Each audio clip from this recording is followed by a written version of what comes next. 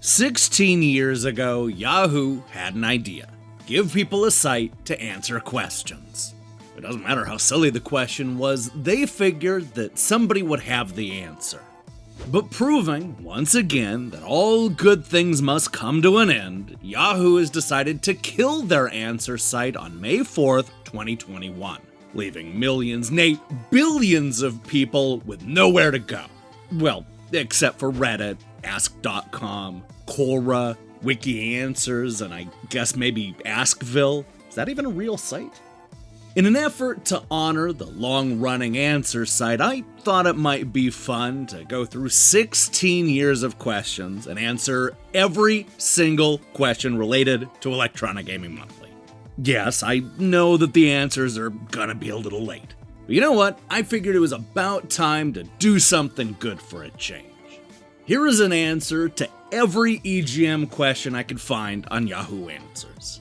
I hope you're sitting down, because this is going to be a long one. Question 1. What Zelda game had the lowest total review score from EGM? Matt C. clarifies that EGM is Electronic Gaming Monthly. Alright, so this is exactly the kind of question that I hope to find while searching through Yahoo Answers for EGM-related questions. Great start. It's short, simple, and right in my wheelhouse. And best of all, it comes with a response from Anonymous that is the wrong answer. With a score of 8.5 out of 10, Four Swords Adventure on GameCube is actually EGM's second worst reviewed Legend of Zelda game. What scored worse than that? Believe it or not, the right answer is Link's Awakening on the original Game Boy, which scored a low, just a pathetic score of 8.25 out of 10. Alright, that's not too bad. Now, it's worth noting that EGM's review crew liked Link's Awakening DX substantially more, giving it an average of 9.25. In case you're wondering, EGM failed to review either of those terrible CDI spin-offs. They also didn't review the notoriously divisive Skyward Sword, as it came out after the magazine folded. So, in the end, the old black and white Link's Awakening is actually the right answer. Alright, our next question comes to us from Anonymous. How reliable is EGM, that's Electronic Gaming Monthly's, rumor mole Quartermann? Quartermann made an announcement regarding Gears of War 2, but I'm not sure that it's valid. Thanks. Once again, we do have an answer to this one. We're not going to have an answer to all of these, just for the record. Magician Trent says that EGM's rumor mill is terrible. Only about 10% of what they print ever happens. And they are the source of the resurging Final Fantasy VII PlayStation 3 remake rumors every 3 months or so. Okay, yeah, that one's true. We'll talk about that later. Sometimes I think they made that entire section based on what they read on the GameFAQs message boards. Alright, so here is another great question with a dubious response. Magician Trent seems to think that EGM's rumor mill only got about 10% of their predictions right. I don't have the exact percentage for you, but they are definitely not right. Yeah, there were a ton of outlandish rumors that never came true. So many so that I ended up doing a month-long series about EGM's most questionable predictions. It's a great series. We have a whole playlist for it in that playlist section. But only 10%? No, that's nonsense. The early issues were dense with rumors, and I would say that more than half of them proved to be true. Now, it could be that the percentage changes as the section got scaled back to just a few rumors in later years. But even then, I'd say the split is very 50-50. Look, take it as someone who did a whole show about debunking Quartermann. The 10% number is not even close. If that were true, I could have just thrown a dart at a rumor mill section and write a whole episode about it. I'd have to crunch the numbers, but if we're taking all the years into consideration, Quartermann definitely got more right than he got wrong. Alright, we're just zipping through this. Our next one comes from Jarhead54321. Does Mushroom Kingdom Hearts exist? I read the April 07 edition of Electronic Gaming Monthly about Mushroom Kingdom Hearts, and since it's the April edition, I'm afraid that it could be an April Fool's joke. Has anyone heard of this anywhere else? If you don't know anything about it, answer, I don't know anyway. Alright, well, no, this was an April Fool's joke. I mean, I get why this is convincing, especially since there's not really a joke here. Looking back on it now, I really wish that Square Enix would have actually listened to EGM and made this game. Because teaming Final Fantasy characters up with Mario, Metroid, Zelda, and the rest of Nintendo's crew kinda sounds amazing. It's way better than the spin-off, side quests, and even the Kingdom Hearts sequel that we eventually got. Guys, it's not too late to make this happen.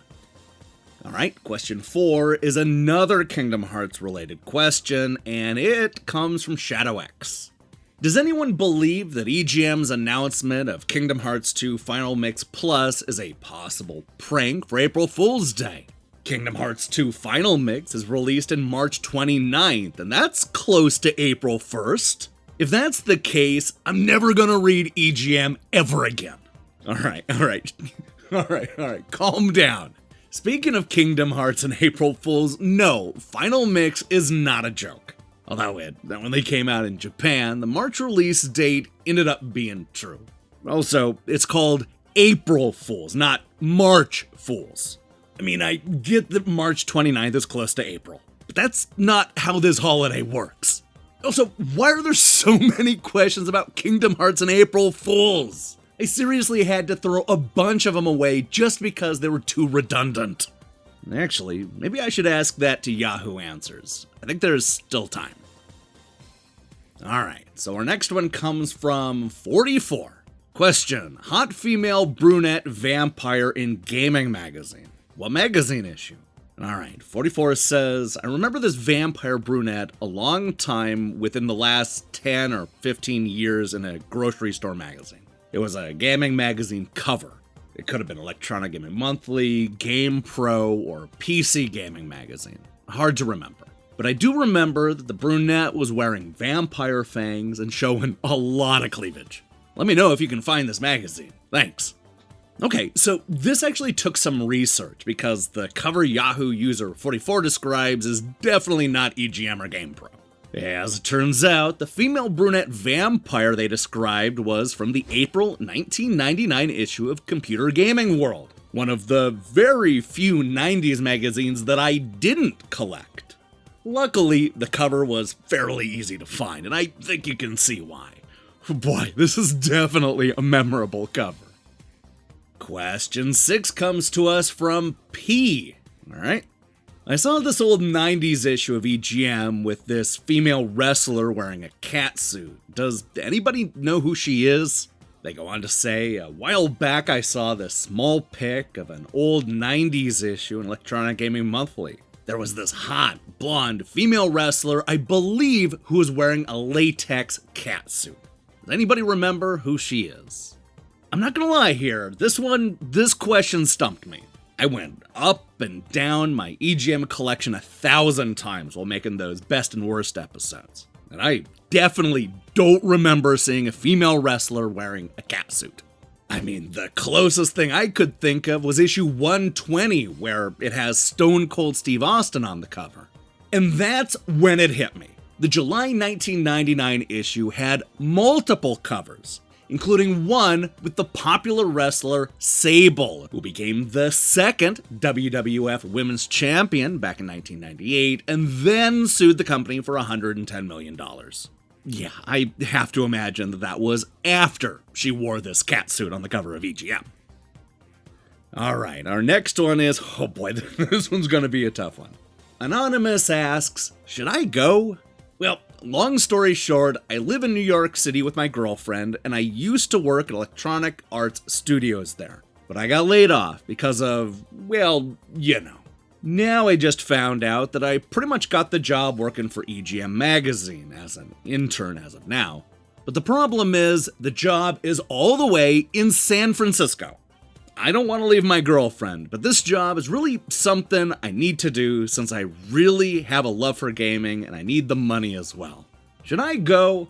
Also, how should I tell her that I'm leaving? Oh, okay, this is a heavy question. In fact, I would argue that when it comes to making these kinds of life-changing decisions, you probably shouldn't turn to Yahoo Answers. Anonymous should probably have discussed this with their family, friends, significant other, and pretty much everybody else before turning to random strangers. Especially since we don't even actually have enough information to answer such a heavy question. I mean, how old is this person? How likely are they to get a full-time job at EGM? How much money do they have saved up? Do they have other prospects in New York City? Obviously, San Francisco is one of the most expensive cities that you can live in this entire country. So, it's hard to tell somebody to pack up and move 3,000 miles away for an internship. My gut says that the obvious answer is no, but that's mostly because I know the fate of not just EGM, but all print media in general. Without more information, I can't in good conscience answer this question. That said, I really do wish that there was a follow-up on this thread. I think I speak for everybody when I say that I would love to know if Anonymous actually ended up deciding to go to San Francisco or not. Oh man, I hope they didn't. Please tell me they didn't. Question 8. Oh boy, this is a long one. Alright, early 1990s video game question. This question is for old school gamers who are in their late 20s or 30s, like me. In 1992, when Street Fighter II, just the regular Street Fighter II, not the one where you can play as all the bosses, came out for the Super Nintendo, there was a rumor that there was a code that you could play as one of the bosses. I thought it was a rumor at first, just to make Nintendo seem cooler and make Sega look bad. I also heard a Game Genie was required to get it to work. I've looked at a lot of sites like GameFAQs and Game Winners, but it's not mentioned. I actually do remember seeing an advertisement for this on the cover of Electronic Gaming Monthly. I'm just wondering if someone could fill me in on the details. Did a boss code actually exist? Or was it just a glitch? Or something someone made up to make Nintendo look good? I'm going crazy trying to find out. Help! Spike 2000 also has a little bit of an update here. The Konami code couldn't work, because Capcom made this game, not Konami. Main thing I remember about this era was the huge war between the Sega Genesis and Super Nintendo, and people were doing anything to get people to buy certain systems, including start rumors. I remember also hearing rumors about you needing a Game Genie to get it to work, and it doesn't work most of the time. Okay, I'm not gonna lie here, I kinda love the update to this question. Oh man. There were so many people recommending Spike 2000 try the Konami code that he had to clarify that it wouldn't work. Oh man, that's peak Yahoo Answers right there. Okay. Although Spike's question may have been long, rambling, and full of console war nonsense, Electronic Gaming Monthly did indeed post a code for the original Street Fighter II that let you control the 4 boss characters. Kind of. This code was printed in EGM issue 43 from February 1993. They even promoted it above the logo on the cover. But don't be fooled, because this was not the Sega killing code like Spike suggests. In fact, the code was so questionable that instead of putting it in their cheat section, they snuck it into the letter portion of the magazine. It was a Game Genie code that sorta let you play as the bosses. I say sort of because it didn't really work all that well. The bosses controlled like Ryu and Ken, not Vega and Balrog. And even if you were okay with that, the game would glitch out after only a round or two. The whole thing was so unstable that it wasn't even worth doing. Sure, you might try it once as a novelty, or hell, maybe even twice to show your friends. But it definitely wouldn't be a code that you would use every single time you turned on Street Fighter II. Yeah, it sucks, but Super NES players just had to wait until Street Fighter II Turbo came out before they could really play as the bosses. Alright, the next question comes from Faye Wind. This is another long one. The title is, of course, GamePro versus EGM. I like EGM's reviews because they offer 3 opinions instead of just one. But they have such a negative tone. They can be downright snarky and sometimes even just plain mean. No, not sometimes, they're often mean. Especially towards the people who write in with questions. If all I read was EGM, I would think that the PlayStation 3 was a horrible system with absolutely no redeeming qualities. Although I'll admit that they are getting a little better about that now that it's starting to pick up some steam. As for GamePro, their reviews may only offer one person's perspective, but it's a much more pleasant experience to read them. The whole magazine has a much more positive tone than EGM. They're even, gasp, nice to people who write in with questions.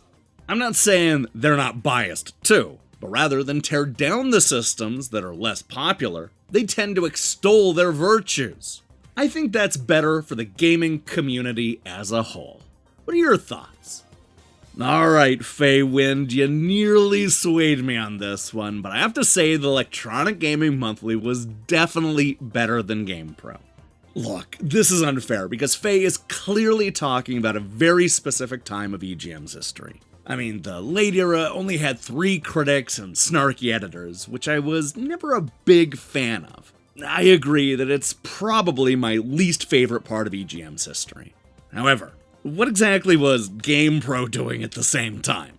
Well, they were calling Mario Kart Double Dash the worst Mario game of all time, and completely forgetting that Metal Gear existed on the MSX.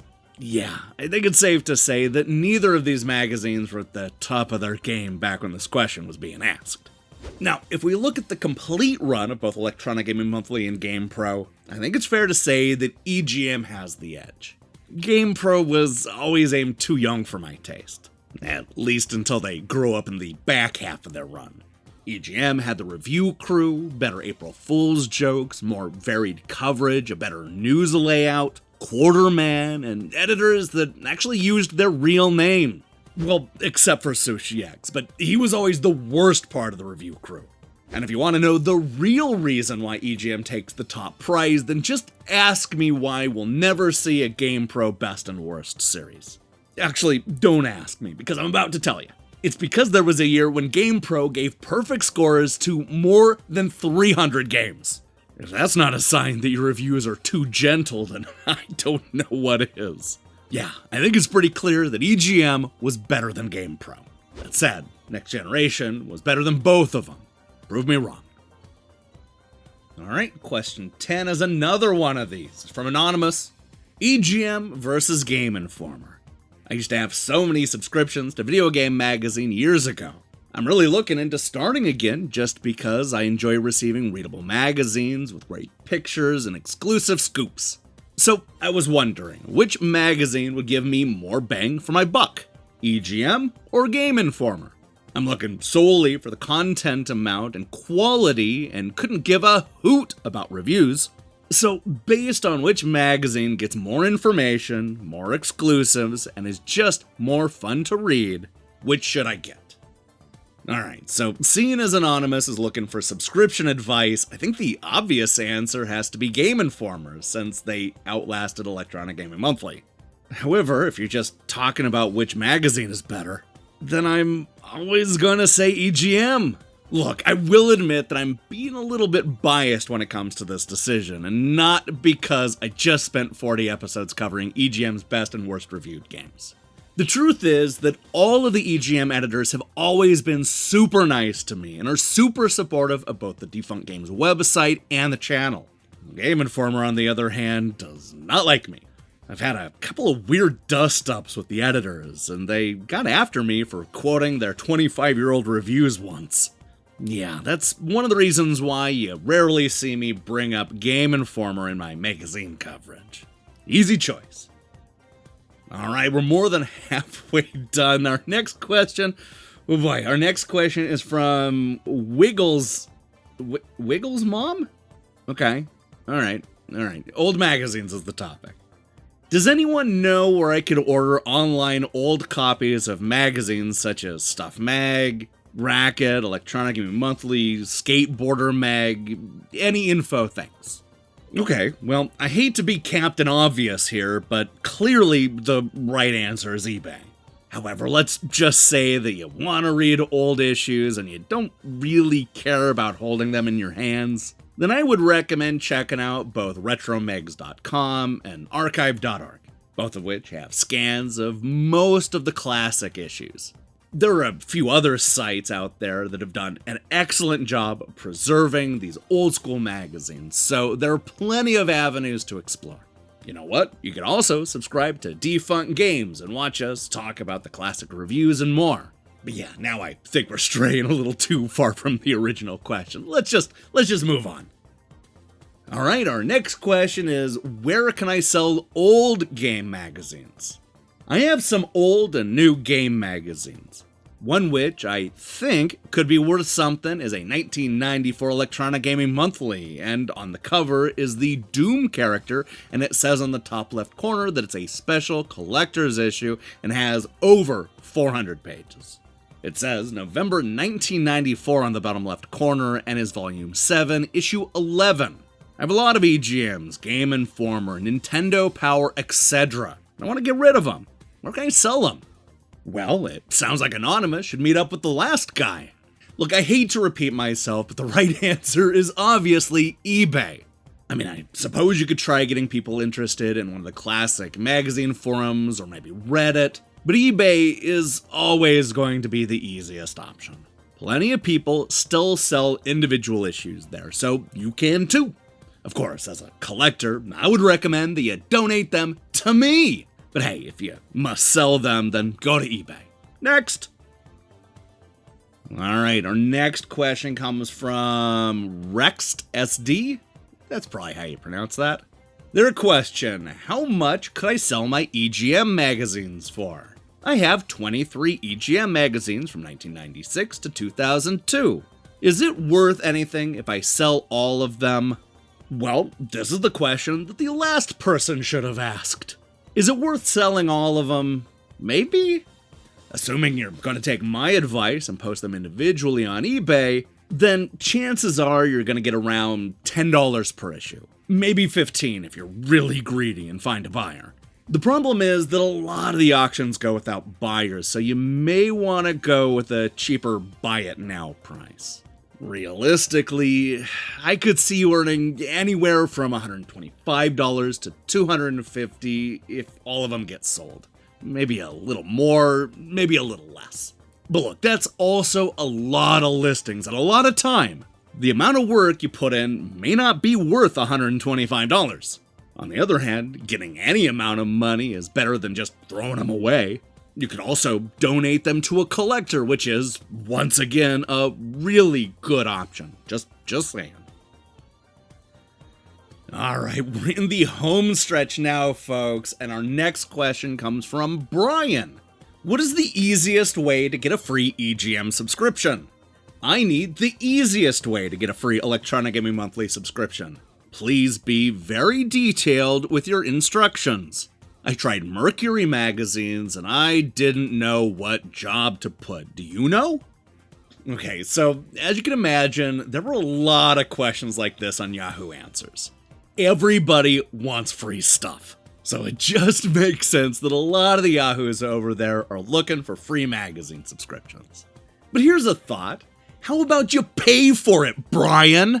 Maybe if you and all those people looking for a free handout actually paid for a subscription, EGM would have lasted a little longer. Did you ever think of that, Brian? Well, okay, it was probably doomed no matter what, but you get my point.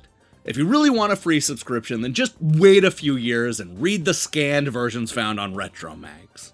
Damn it, Brian, quit being such a freeloader. I'm getting angry. We need to move on.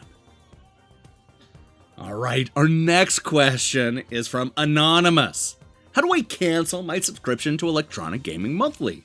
I've tried to cancel my subscription to EGM through their website at oneup.com, but I can't find a link or phone number for subscriber services. Have you considered just waiting a couple of months? Because look, EGM was not long for this world. Look, I know it's way too late to do anything about it now. But there was a phone number that you could have called at the front of every issue. Obviously, the easiest way was to let the subscription run out and then just not re-up. But you know, that phone number would have worked too. Seriously, why'd you turn to oneup.com and Yahoo for the answers instead of the magazine you were clearly still getting? Don't make this harder than it actually is. Oh boy, this next question is another one where there's a lot of variations of this question, so I just kept this one, but it represents like 100 other questions. Anonymous asks, how do you feel about EGM, Electronic Gaming Monthly, shutting down after 20 years? This is probably the fate of all print media sooner or later. You know what? I feel terrible. I was gutted when I first heard, and a dozen years later, I still hate how EGM ended. Yeah, it's true. Print media is certainly on life support, and the end was inevitable. But it sure would have been nice to give the long-running magazine proper closure. That said, my feelings have changed a bit over the years, especially now that EGM has been brought back a couple of times, both as a quarterly print publication and as a website. And you know, the truth is that had EGM not closed up shop the way they did, I likely never would have published my long-running Best and Worst series, which is one of Defunct Games' most popular shows. So I guess it's fair to say that my feelings are complicated. I hated to see it go out like that, but because it did, I managed to talk with many of the editors, post a great series, and even answer this specific question. It took EGM dying for me to post this Yahoo Answers feature. Oh god, that's a depressing thought. Alright gang, it's the penultimate question. We're almost done. Flying Dog 2012 asks, why didn't my EGM magazine come yet? I got a 12-month subscription in September, so my subscription didn't run out. Oh, Flying Dog 2012, I have some really bad news for you. Actually, you know what? I just hope that you enjoyed that replacement subscription to Maxim. Which, predictably, takes us to this final question. So, my Electronic Gaming Monthly was replaced with Maxim. How do I cancel it? Get a rebate? Thanks. Call the damn phone number. Seriously, it's not that hard. I swear, maybe it's a good thing that Yahoo is killing this section. I'm done. Hey, thanks for watching us celebrate the life of Yahoo Answers. If you liked what you saw here, then you might also enjoy the rest of our EGM coverage. We have playlists devoted to Electronic Gaming Monthly's best and worst reviewed games, as well as a complete history of console launches as told by EGM. You should go and check those out. Now, here's the question I have for you. Are you gonna miss Yahoo Answers? Also, did you even use Yahoo Answers? I had a lot of fun looking for EGM questions, but I found a lot of the answers to be, well, incredibly lacking. Anyway, let me see your thoughts in the comments below. In other news, we'll be back on Sunday with the series debut of What We Learned, the fastest news show on the internet. I guarantee that you're gonna learn something new. If that sounds good to you, then I strongly recommend you click that subscribe button and support what we're doing here. Until then.